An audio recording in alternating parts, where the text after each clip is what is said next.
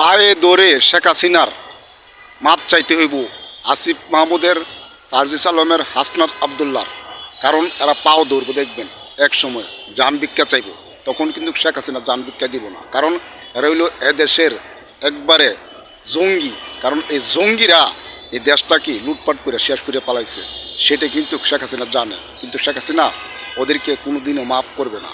কারণ শেখ হাসিনা জানে এই দেশের জনগণ শেখ হাসিনাকে অনেক ভালোবাসে।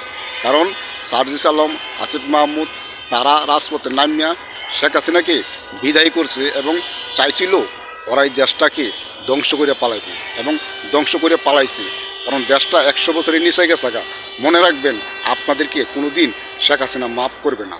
শেখ হাসিনা যেভাবে হোক বাংলাদেশে আসবে এবং আপনাদেরকে আইনা মনের রাস্তার মধ্যে বিচার করবে। সারা জনগণ চায় দেখবে, বাংলাদেশের মানুষ চায় দেখবে।